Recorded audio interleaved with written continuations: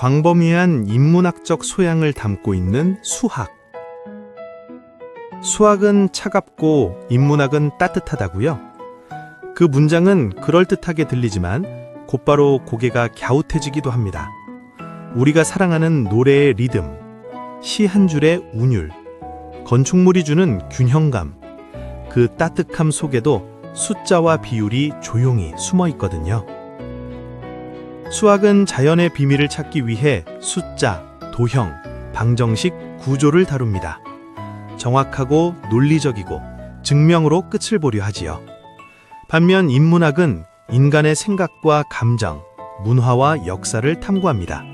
하나의 답으로 닫기보다 여러 해석으로 열어두는 쪽에 가깝고요.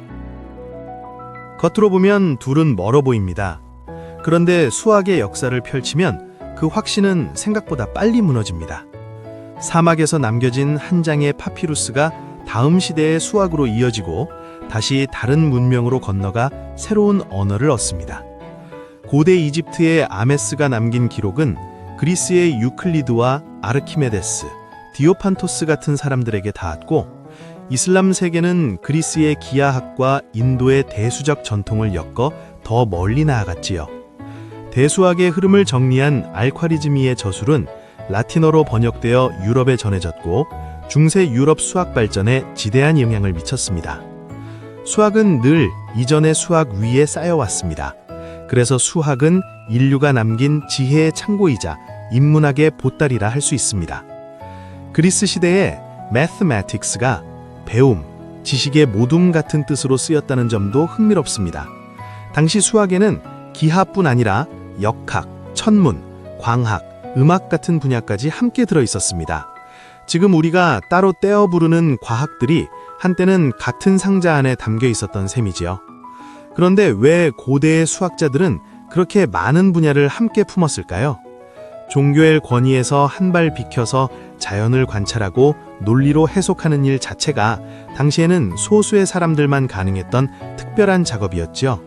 또 오늘날처럼 학문이 충분히 분화될 만큼 과학이 성숙하지도 않았습니다. 수학은 때로 종교에 눌리기도 했지만 다른 한편으로는 종교와 다른 학문과 부딪히기도 하고 어울리기도 하며 발전해 왔습니다. 그렇다면 수학이 왜 인문학적 소양과 닮아 있을까요?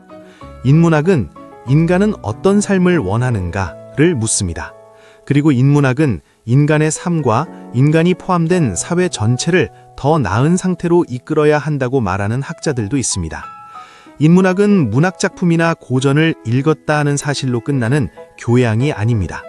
몇 권을 많이 읽고 기억해 토론한다고 해서 곧바로 인문학적 소양이 생기는 것도 아니고요. 결국 핵심은 인간과 사회를 더 정확히 이해하려는 질문을 끝까지 놓지 않는 데 있습니다. 인간을 이해하기 위해서는 최소한 역사를 알아야 합니다. 역사를 해석하려면 철학, 즉 사람들의 생각을 알아야 합니다. 철학을 이해하기 위해서는 언어를 알아야 합니다. 또한 인간의 삶이 고스란히 녹아있는 문학과 예술도 알아야 합니다. 놀랍게도 이 과정은 우리가 수학을 공부할 때의 흐름과 많이 닮아 있습니다. 결국 인문학의 핵심 태도가 수학 안에도 고스란히 들어있기 때문입니다. 인문학이 사회를 더 나은 방향으로 이끌려는 학문이라면 수학도 결국 사람들에게 도움이 되는 쪽으로 쓰일 때 빛이 납니다. 수학은 첨단 산업의 원천 기술이다 하는 말은 이제 낯설지 않습니다. 그런데 무엇이 원천이 되느냐를 결정하는 건 결국 사람의 삶입니다. 아무리 멋진 기술이라도 원하지 않는다면 기술은 그냥 전시품이 되지요. 사람들이 원하는 것이 무엇인지 알고 싶다면 인문학에게 먼저 물어야 합니다. 그리고 인문학은 다시 수학에게 묻습니다. 이런 기술이 있으면 사람들이 조금 더 행복해질 것 같아요. 그런데 그걸 가능하게 해줄 수 있나요?